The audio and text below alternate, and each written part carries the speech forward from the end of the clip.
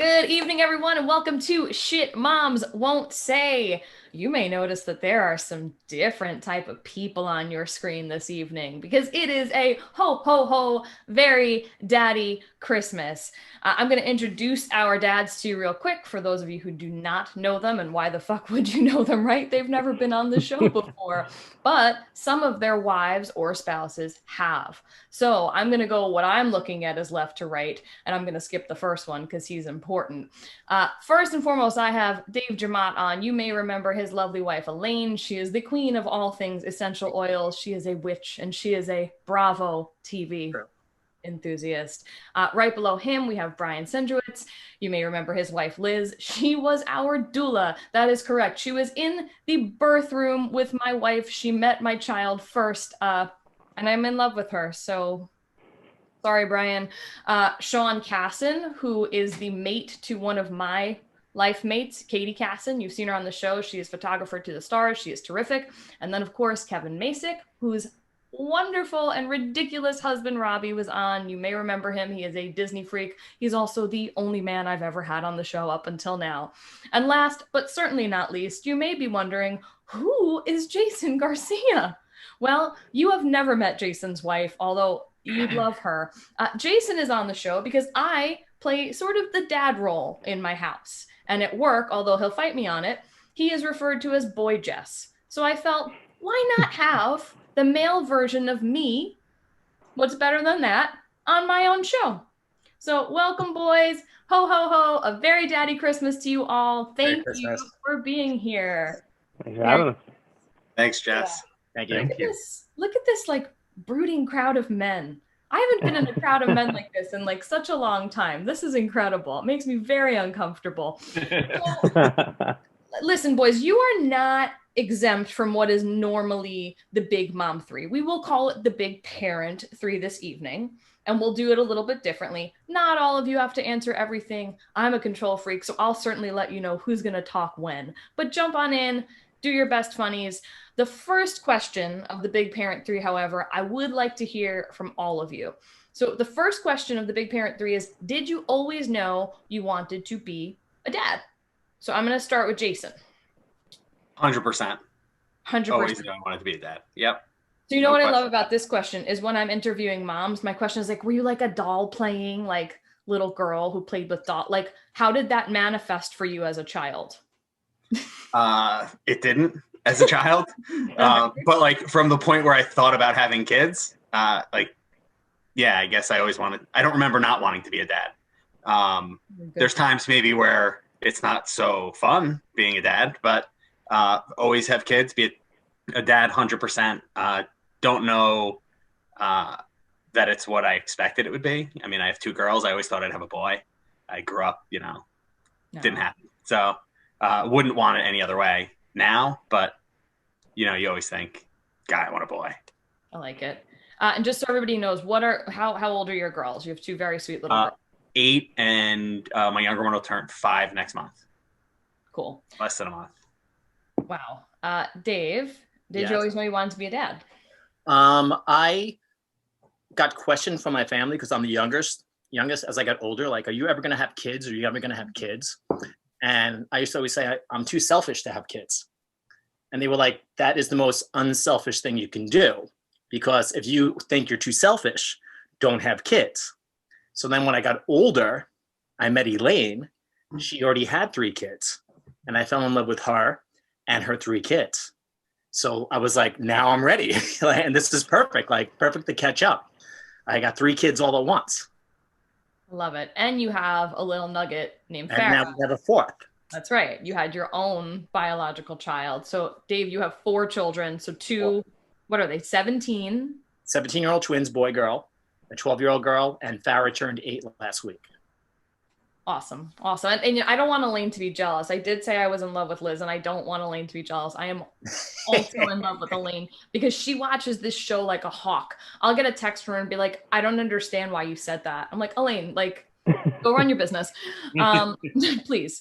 Brian, did you always know you wanted to be a dad? Who is a dad of 5 children? Ow. I did. I will say I probably never expected that I'd be a dad of 5. until That's Liz's fault. Until each time. But I was also, I like had a crush on Liz in first grade, so we've been together for so long that I probably knew I was gonna have several kids. But yeah, it took. I mean, it's weird. It's like, you dive into the process, and before you know it, here you are. But obviously, wouldn't trade it for anything. And I have 4 boys and a girl. 4 boys and a girl. And the girl is the last one. So you don't have to, you can give me all of them, but give me the age range. Maybelle is how old? She's 3, and my oldest Jackson is 17. So it's like, yeah, it's a pretty nice range. I've got 15, 12, and 6, and then Maybelle. Yeah, so insane. Your house is insanity. Mr. Cassin, did you always know you wanted to be a father? I think I did. It was growing up and just experiencing everything that I got to experience. As I got older, it was always like, I would love to be able to do this for my son or daughter. So once me and Katie obviously started talking about everything, it was 100% yes. I want to be a dad. I want to be the best dad I possibly can. I want him to experience everything I possibly can. My boy's 19 months old, so he's still growing. He's talking, running, smacking his head, cutting his eye open. So it's been fun. But it's been exciting, and like everyone else is saying, as soon as you do it, you wouldn't trade it for the world. So yeah, for sure. Always wanted to be a dad. And your son is my future son-in-law. So we'll see. Hopefully, that'd be nice. There's no choice. Kevin, did you always know you wanted to be a dad? Because your story is real fucking weird. What's so weird about it? Kevin and Robbie adopted a baby without telling anyone. Oh, that old thing. See, I just think that's kind of normal. No, yeah, I always knew I wanted to be a kid. Wanted to have a kid. I wanted to be a kid. I was. I always wanted to have a kid. Originally, I told Rob I wanted to have 2, and then you get one, and it's like you go through the process of adoption, and you're like, yeah, I'm physically, mentally, emotionally drained. I don't want to do it again. I don't want to go through that disappointment and all that. And I still like the fact that she's outnumbered. So I can't imagine having multiples, and I will happily stay outnumbering our child. It's much easier, and it's easier to handle. She's a good kid most of the time. She's cute. How old is she now? She's 5. 5. Yeah. No, I talked about it on the episode with Robbie, and I was like, I just remember there was a Facebook post where him and his husband posted, like, we did a thing, and then they had a baby. That was the whole thing. Yeah. Yeah. Well, I think mainly because when you adopt in New York, you don't really know if you're leaving with the child, because the birth mother could change her mind literally the day the child's born. So it's like, it was a little, one of those things you don't want to get set up for disappointment. So we made a decision not to tell anybody. And then when we left the hospital and brought her back to the hotel, we took that picture, and yeah, so this happened, and everybody's like, what? And I think at that time, probably only, I would say a handful of people knew. So we didn't really tell many people. Awesome.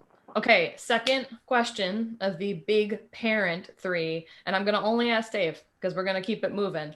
Dave, what is the shittiest or most backhanded piece of advice you've ever gotten from another mother, father, parent, whatever it may be?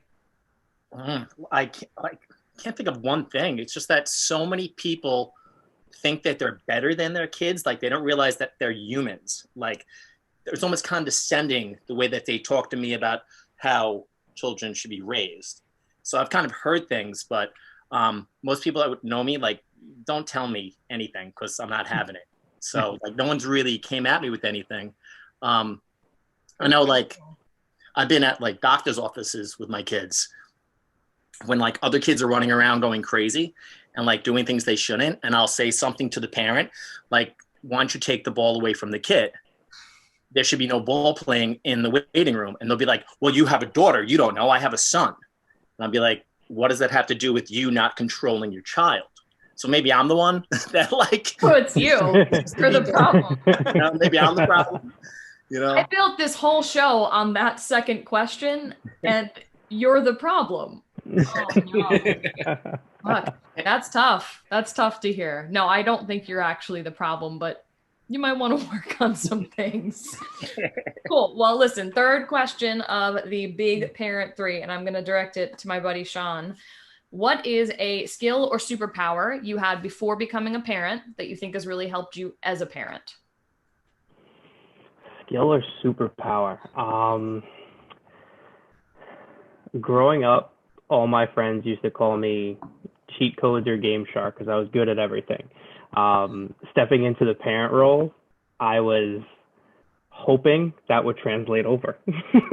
But I think having that experience growing up and having so much experience in different things and not to my horn, being good at a lot of things made me more confident in being a father right now, knowing that no matter what, everything I've experienced in my life, I will be okay at this. It'll be just fine. So I'd probably say that. See, and I thought you were going to say, and for you guys don't know this, Sean has this incredible ability to diagnose when someone needs stitches on the spot. It's his, I thought that's what you were going to say. I mean, that's a superpower that I found out I had this week when he split his eyebrow open, which was great. A lot of blood, but yeah, thank God we didn't have to bring him to an emergency room with COVID right now. So it's healing all fine. It's good to go. So yeah, maybe I'll add that to the list. That's definitely a good one. I would be proud of it. Okay, so like I said, I had to do very little work for this, which is my favorite type of work to do. And I put questions out there to my Instagram followers and said, what do you want to hear from these daddies? And they came back with some real good questions. So I'm going to ask the first question to the group. And the first question, I'm looking at my notes. So if I'm looking down, don't think I'm being rude.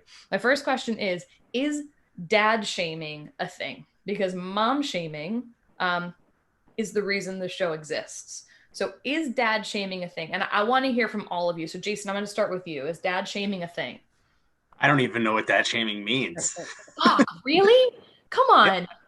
What do you mean you don't know what it means? Maybe it doesn't exist. Like I like where dads are like talking shit about other dads. Like that you're a shitty dad. Oh my God. My mind is blown. So mom shaming, let's say, I don't know, your wife chooses to breastfeed and I'm not going to go with your wife. Another woman chooses to breastfeed, your wife chooses to use formula. This other woman who's breastfeeding, who obviously feels she's a superior being, says something to your wife about all of the studies of how important breastfeeding is. That's mom shaming, because then your wife walks away from the situation feeling like shit. That's mom shaming. So you've never had that experience. As a dad, no. Definitely not. I mean, not for me. I feel like women judge other women. Men barely pay attention to other men. Like, I don't notice like anything a dad is doing personally. Like unless, like Dave said, their kid's being an asshole and they're not doing anything about it. I'm shocked. Dave, is dad? I had like my son James, like he was trying to find his groove growing up. Like he tried soccer, didn't like it, tried Little League, didn't like it. He was trying all these different things. And I was talking to one of the dads at track and he looked at me totally serious. He goes, "You got to put a lacrosse stick in that kid's hand." That's what we do on Long Island. I'm like, what are you talking about? Like, did he take his like Trump flag out after that to just wave it really high? Or? He was ragging on me that like I didn't know shit about lacrosse because we're from Long Island. But then my son picked up a basketball and he's like a natural. Like I didn't force him to play basketball. He just found a basketball and did good at it. But the guys were making fun of me because I knew nothing about lacrosse. Okay. So and I still don't know anything about lacrosse. I also don't know anything about lacrosse. I think lesbians are supposed to know a lot about lacrosse, but I just don't. So I think it's field hockey. Oh, I see. That must be why. I don't even know that. Depends on how you hold it. It's the same sport. The stick? We're not like, we're not stick people, lesbians. Brian, is dad shaming a thing? I don't think so. I think I've had experiences like what Dave mentioned. I think dad shaming is like they just ignore you. So like, I don't know, like one of my sons played football, and I never was really good at engaging with a lot of the dudes that is such an important part of their life, because I just don't have the attention span for sports, for better or for worse. I loved them as a kid. I still appreciate them, but I couldn't like bond with them. So like if you're not in on that, they sort of just don't know what to make of you. But I was never shamed by them. I was sort of just like, it was just like, hey, how are you? And that was it, you know? So it's almost like you're like a non-entity more than, but they don't like, you know, I think like, you know, I think someone else said like, dads probably think more about themselves. So they don't really get involved in that weird, like passive aggressive stuff that I've seen what you're talking about with like, whether it's eating or whatever. Right. I feel like everyone just kind of minds their own thing, but you know, but maybe you feel it. Like maybe if you're the kind of person that would feel ashamed for like not fitting in, then, but I don't think, I've never been on like the receiving end of anything like aggressive like that. But my mind is blown right now. And Sean, Kevin, I need to hear your answers, and I already know I'm going to be upset by them. So Kevin, please go first. I mean, I don't really pay attention to most things around me, so I don't really ever notice. But like, I mean, being the fact that being in a gay relationship and having two dads, so every once in a while it goes through my mind when people come up like, oh, well, maybe you should be doing this. And usually what's going through my mind is like, I don't remember asking for your opinion, but you know, if you give me your phone number, I'll call you when I care. I don't. I mean, sometimes I'll find myself like having a girl, you kind of see other girls in the way they're dressed. And I'm like, how did your parents let you out of the house like that? So I may do some shaming in general, but most of the time I don't care what other people think. So I don't really pay attention. God. All right, Sean. Last answer. Is dad shaming a thing? No, sorry. I think the only spot you might see it more of it, and I think it'd be more direct, would be in that sports arena with things where it's like your son's not as good, your daughter's not as good, so you have to do this, you have to put him in the train. Like, I can see it from that perspective because I remember seeing that when I was a kid and it happening. I haven't experienced it yet, but that's really the only arena I could see it, because besides that, like everyone else has been saying, dad's just kind of, hey, if it's working for you, it's working for you. I really don't care. And honestly, I'm probably not paying that much of attention to you to want to comment or especially be backhanded with anything. So it's not really a thing. You guys just gutted me. You just gutted a whole mom community. So. Jess, just to cover bases, in your example, my wife did breastfeed. I don't want her to get shamed. Carrie would never get shamed because Carrie could beat the shit out of me. So I would never. You know, I'm a wee person. I'm maybe 5'4". She could literally just like kick the shit out of me. So no, Carrie, whatever works for you, babe. Whatever works for you. Okay, here's another question. I'm going to ask Brian and Jason. So, Brian, I'm asking you because you've been through a lot of these. What is the weirdest thing your wife, Liz, said during any one of the 5 labors you were part of? Oh, geez. You know, like Liz is a doula, so I get to hear like a lot about birthing and things. And like, I understand. And I'm just like grateful that, well, and we have 5 and we're done, but it's so nerve wracking. Like the whole process is like so terrifying. So I sort of relive it. But the weirdest thing that she said, I don't know. I mean, I don't think she ever said anything really weird. I remember when my 3rd son, Quinn, was born, she sort of just went into this weird, like trance-like state. And like my mom, her mom and I were in the room with her, and like, we just couldn't talk to her. Like she just went into this weird, like, like a trance where she was just like focusing on her breathing, and like we couldn't talk to her. So that was weird.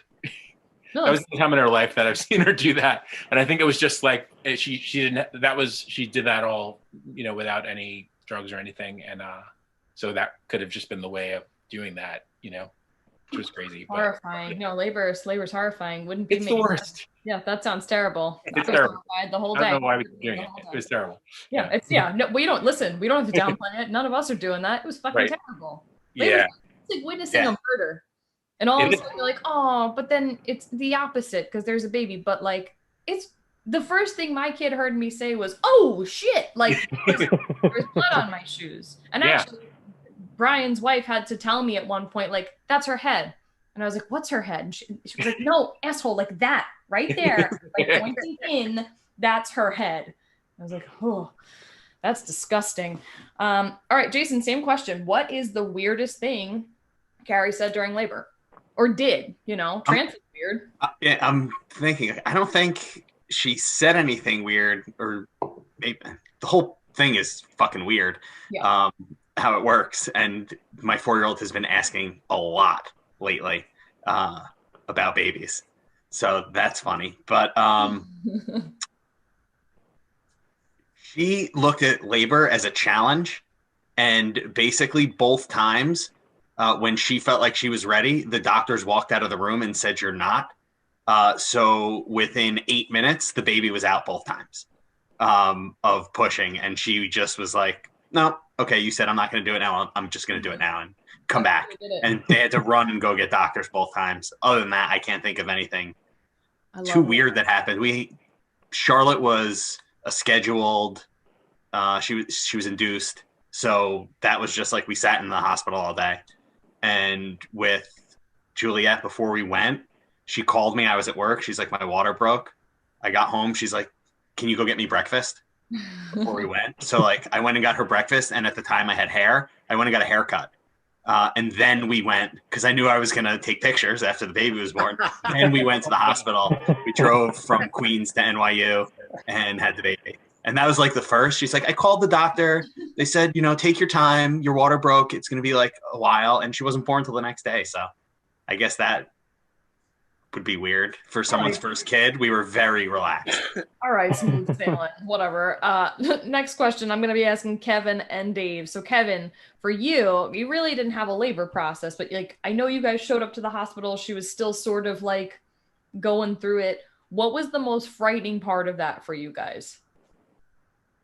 Well, there was a couple of different things, at least for me, because we were living on Long Island at the time, and she was born in Buffalo, and we drove. So it's like the fear was that she's going to labor. She was going to be born before we got there, and thankfully she wasn't. We got there. But I think that the biggest fear for me was leaving without a child. You invest that much time into going through the whole adoption process, and you never know. And the hospital we were at, they've seen it where parents have came there for a child, and the birth mother changes the mind, and the birth mother's discharged with the baby, and you leave without a child. Wow. So my biggest fear was getting all excited and all our hopes up, and then just having to make that 8-hour, whatever it was, drive back home without a child.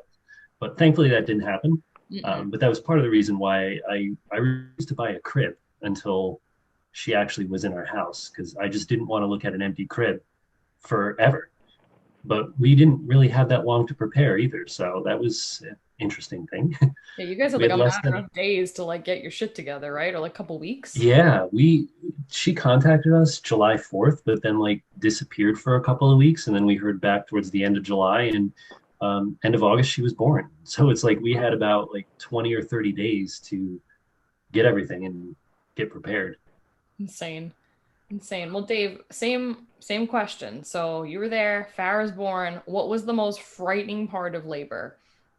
Well, we with Elaine, both of her pregnancies before I was around, yes. She knew the sexes of the kids, of all the kids.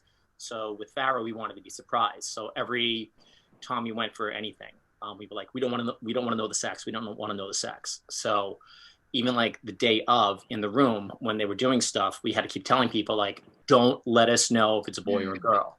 And that was like my main concern, not my wife over there going, oh my God, I'm having a baby. Like, I was like, don't tell me if it's a boy or a girl. I'm calling it, And in the delivery room, when she was born, they held her up, and like the doctor was like, call it. And it was like literally like I was calling a coin toss. I was like, it's a girl. And I was holding the baby and cut the umbilical cord and all that. And the whole time Elaine's like, I'm over here. I'm over here. It hurt. It hurt a lot. Yep. Put everything back in. Awesome. That was basically like the whole thing that was going on with me, because I don't know what was going on over there. No, that day is just fucking nuts. All right, this one is for everybody. So I love this question. It really made me laugh. What made you say, right? Like minus having an actual baby, like, okay, I'm a dad. Like for me, for okay, I'm a mom. It was like the arm covered in shit and like the wall covered in shit that I was like, oh, this is what it is, huh? Okay, I'm a mom. Got it. Like, is there like a moment that you remember, like first kid, second, whatever it was that you're like, oh, Well, shit, like I'm a I dad. remember like getting poop on yourself sucks, but Yeah. getting somebody else's poop on you is even worse. Yeah. And like I remember like that, like dealing with that. Yeah, and then being like, oh, this is legit. My kid just took This it is on what's me. this is the way it is. I'm throwing that one out to the group. I don't know, Sean. When So did you say like I'm a dad? I mean, I think just the whole first month that he was home. Like we told the story last night when we were over. We were terrified to put him down. We literally took shifts sleeping, 3-hour shifts, holding him. I used to pack a little sandwich. I'd bring it up with me with my iPad. So when I had it all set up, when I was holding him all night, and just the exhaustion factor of like, okay, so I'm never going to sleep again. All right, cool. I guess this is just fatherhood. That's fine. And as he gets older, it'll be because I'm worried about something else. It was in that moment where it was like, okay, so this is real and I'm in it. So, all right, let's do it. Awesome. Jason, what about you? just to get away from the poop, I'll go with a different bodily function. Another bodily function. Good. Different bodily function. Same idea, but I won't forget. I came home from work one day and Juliet had this thing where she would be fine, and then all of a sudden she would have like a stomach issue and throw up.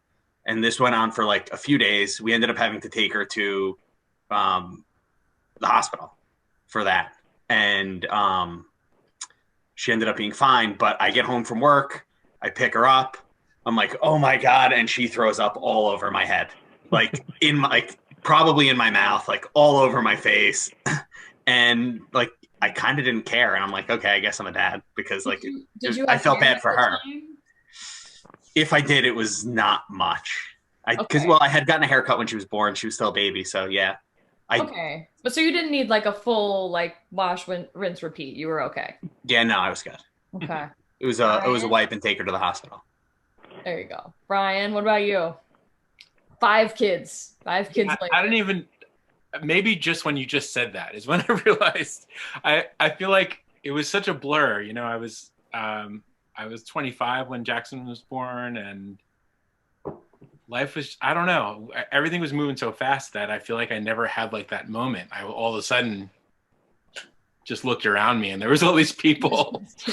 They were like my buds, and you know, I don't know, I think Dave said like, you know, the way you treat your kids or whatever. Like I always like talk to them like people, you know, and like and had a good time. And then, but then, you know, as they get older, especially like teenagers, you realize like the levels of responsibility hit you in a different way. Like, oh, you have to also like help them figure out how to survive, you know, in the world at some point on their own. And like, so I guess the last few years I've been feeling it more, you know, coupled with also Maybell, like, or the first time having a girl, like that's different too. Like she's totally like, you know, I like the whole like daddy's little girl, like stereotype. Like she's so sweet, and it's, you know, it's different. Like she's like my little pal. So I don't know. It's such a process. I feel like it's there's no light bulb moment. It just like slowly creeps in, and then there you are. Well, and the good news is for you and Liz, eventually we're gonna just have you raise Lily. So like you'll be getting a sick child. We've said that all along. Either her or Elaine are gonna take Lily on at some point, raise her to a certain age, and then give her back. Well, you know, you switch to like a zone defense, you know, at this point for us, so we're good. Send her over. One of the things that happened with me was like I met Elaine. She already had 3 kids. Yeah. And then I got involved with Elaine and got involved with the kids. And then I moved into the house. And then I married Elaine. And then I planned on adopting her children. And Sophia, who the twins were like 6 or 7. And Sophia always called me Dave. She wouldn't call me Dad. James, her twin brother, called me dad, or was already calling me dad. The day of the adoption, the actual day of the adoption, she came up to me and she said, Dave, can you help me with my hair? And like, I brushed her hair before we went to the court to do the whole thing. And we had like aunts and uncles. It was a big to-do. After the whole ceremony in the court, we went out for brunch as a family. And she looked at me and she said, Dad, could I have chocolate milk? And I was like, holy shit. I was like, you can have a Porsche. I'm like, you can have anything you want. Like, and she called me dad for the first time. And I was like, holy shit. I'm You're like weeping at the table. This is it. Like, this is it. And like, I'll never forget that. That's awesome. What about you, Kevin? What was the aha moment? You know, it has nothing to do with bodily fluids, so I don't want to. Well, then don't answer. I used to take care of patients when I was in my early 20s, so I've wiped a lot of patients' butts and cleaned up patients all over the place. So to me, bodily functions, whatever. But I think for me, walking down in Disney Springs, we happened to be there for the first time with her at 3 months, and I was in the store and I just started crying because why not? But I walked by a display and there was a mug on there that said #1 dad. And I'm like, holy shit, I can actually buy this now. And then I cried in the store. I love that. Happiest place on earth. He's sobbing. Yes. I love it. I love it. Awesome. Okay, this next one is for Sean and for Brian. So Sean, I'll start with you. What is the primary difference between how you parent and how Katie parents? I wouldn't say there's too big of a difference. We're actually kind of on the same page with a lot of stuff. Thank God. Because otherwise she would win every argument and it would be her way or the highway. But for the most part, we're pretty much on the actual same page with everything. I think I would say in certain situations, I might be a little bit more calm and collected as far as that's concerned, but I'm very lucky that we are on the same page. We haven't really had too many arguments on how we want to raise him or different conversations of, no, we should do this, we should do that. So I'm really lucky, knock on wood. I mean, if that changes, we'll come back on and I'll let you know. But for the most part, Christmas part 2, you'll be like, I fucking hate my wife. You jinxed me. No, but for the most part, it's been really on the same page, I gotta say. Good. I'm thankful I don't have to answer that question. Listen, if you want to answer, I was like, I don't know if he's going to want to hear the answer to that question, but if you want to answer that question, I'll tap you in right now. No, I plead the fifth.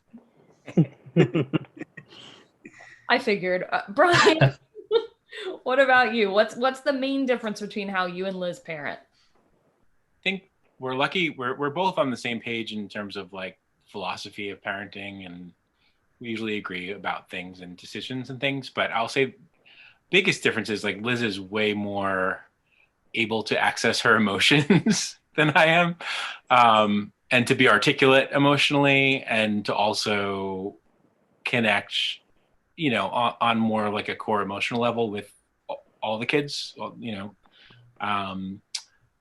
and sometimes, and I bring something else, like I can be a break from having to think about, talk about your feelings, which is good too. And I've learned how to do it better, obviously, like being married 20 years and, doing like sort of introspection work and therapy and things, but that's still the biggest difference. So, and that's sort of created a dynamic, that we navigate. That's, I think, in some ways good, in some ways challenging, but we're super different in that regard. Just our personalities are different. So that's totally the biggest difference, I would say.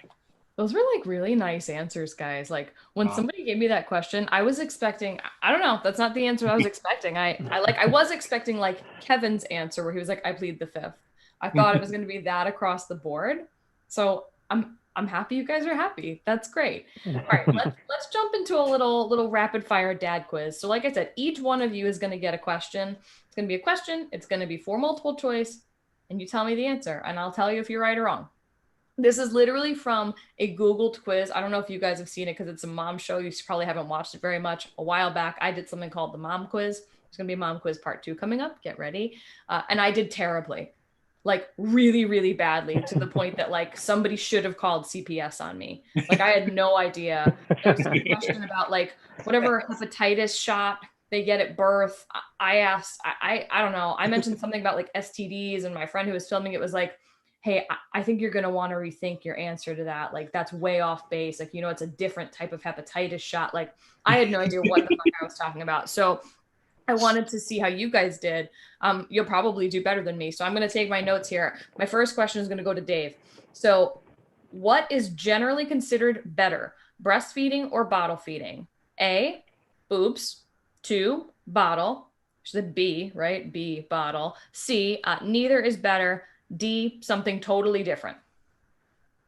I would say people think breastfeeding is better, but it just didn't work out. And we tried, it didn't work out. Dave, I love you.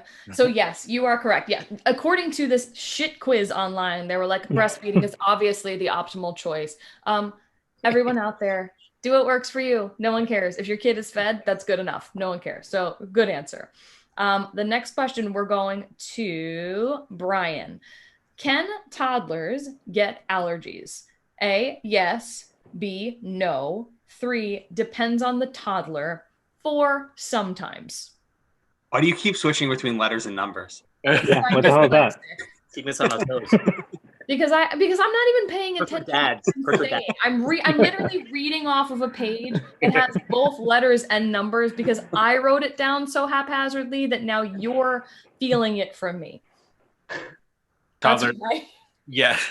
Allergies, yes, they can definitely get allergies. Ding, ding, ding. Of course they can. And when I read that question, I was like, does any asshole actually think like your kid is immune to allergies at a certain age? Like, I'm sure they're out there.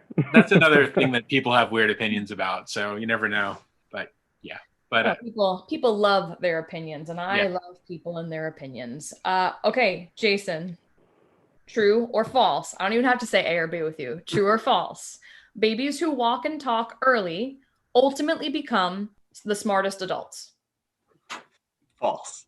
False. Good. And here I was like, well, Lily, she really walked nice and early and was very, very talkative. It means, okay, next one is for Kevin. And I did pick this question for you on purpose, and I think I'm excited about it. If one parent is disciplining the child, what is that sound? I don't know. Back to 1990 and dial-up. There it is. And Sean, look at his headset. There he is. You've got mail. Yeah.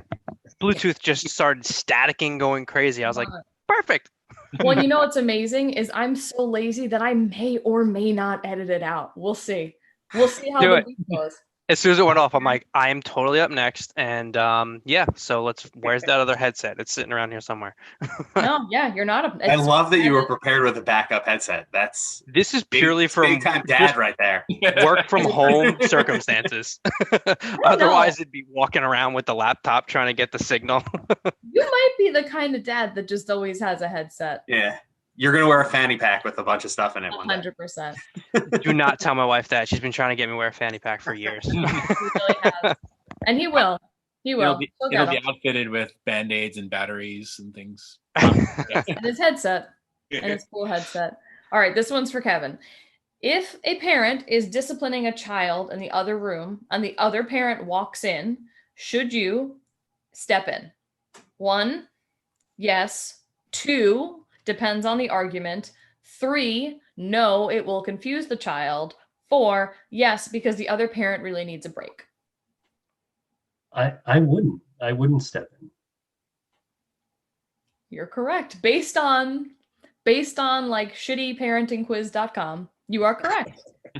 That it would confuse the child. It would. I mean, but and sometimes he would need some backup, but again, if he's disciplining her, most likely it's something that he has seen and he had wanted to, that she's done wrong, or it's something that she did right in front of me and I just wasn't paying attention because I just zone out. So that happens a lot. Oh, I get it. My daughter climbed all the way up her high chair today and both of our backs were to her. And then I turned around and I was like, oh shit, Lily, sorry. And Katie was like, no, I wasn't watching her. And I was like, I obviously wasn't watching her either. Like 100%. You just zone out. It's tiring. People are tired. Okay, last rapid fire. It's not as rapid fired as I'd hope, but it's, it's rapid enough. Sean, what is meant by nipple confusion? 1, when the baby fails to differentiate between the mother's and father's nipples. 2, when the baby shows no appetite. 3, when a baby that uses a bottle finds it difficult to breastfeed. Or 4, when a mother doesn't know how to breastfeed her baby. 3. You guys crushed. You guys did great. You guys are real dads. Congratulations. That's amazing. I don't know if anybody came into this like doubting if I had brought on like legitimate fathers or not. They might. They might get sort of the vibe of the show. But no, you guys know your shit. That's impressive. Because I'll tell you, I looked at some of these and I maybe didn't know the answer to all of them. So congratulations. You've outdone me. All right. I have one final wrap-up question. It's going to go to all of you. We are coming up right on the holidays, which is why this is called A Very Daddy Christmas. Ha ha ha ha ha. Right? Good title. Good for you, Jess. I want to know what's the most exciting thing you got for your kids this year. And it can be, your answer could be, it's me with love, like whatever. I don't care. It's a weird year, right? So what are we doing to make the holidays special for our kids? Us, my kid got a very cool Elmo doll in a kitchen. That's what she got. But I want to know, what are you guys excited? Because sometimes, right, like moms end up doing the shopping. So is there something that you were like, no, I'm psyched about this. I want that one. So I'm going to start with Jason. I knew you were going to do that. And in this house, mom does the shopping. I know. That's why I started with you. I usually like the night before Christmas, like, ooh, what do we get them? Because I don't know. And this year, I think she got them a lot of things, but no like crazy. Neither of them really asked for that much this year. So there's no like crazy big thing this year, as far as I know. That could change tomorrow when Amazon shows up. But Carrie does a great job with all of the Christmas shopping and wrapping, and I do almost nothing. I like how careful you were about your answer too, and overall, it's something I've been very impressed with all of your answers. Is Carrie does a great job. I do nothing. Like, you're really setting yourself up for her to watch this and be like, good job, Jason. Well, it's the truth. It is the truth. What about you, Dave? What are you psyched about? Well, I know we're trying to make it as normal as an ordinary as possible. Farrah's just turned 8. She's in 2nd grade. So it's magic. Everything's still magic. Of course. So we're trying to make it in the world that we're in. Like, this is it. Like, it's still Christmas. Everything is still great. Everything's going to be magical. And I could feel it. Like, I could see it in her, which is great.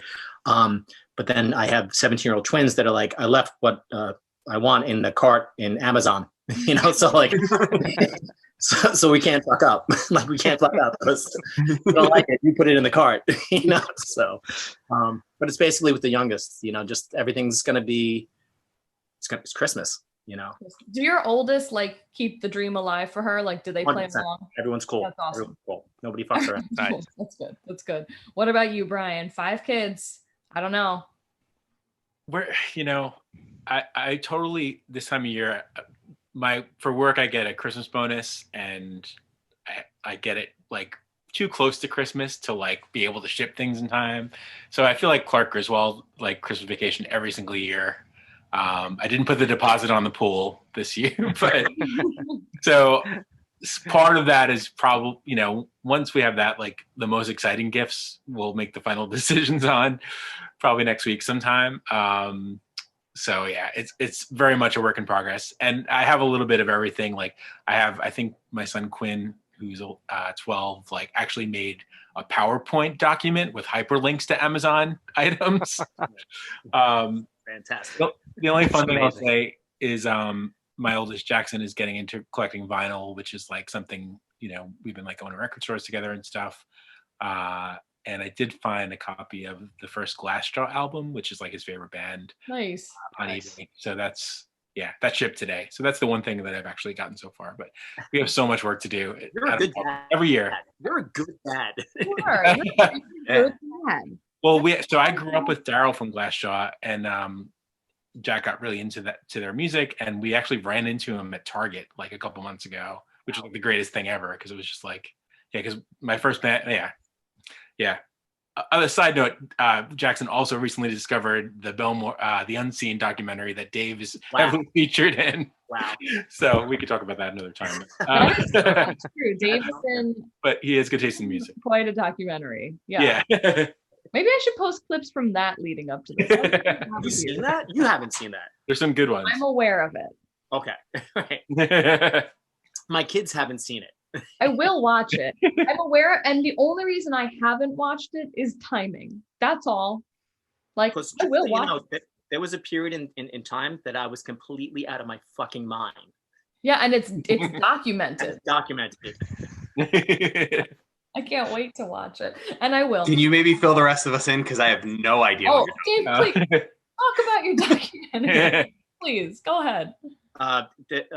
Cameras followed me and my friends and all the bands we were in around for many, many years and caught everything you would not want your children to see. It was played in the Belmore movie theater, and it's out there. It's on the internet. So there's no escaping. There's no escaping.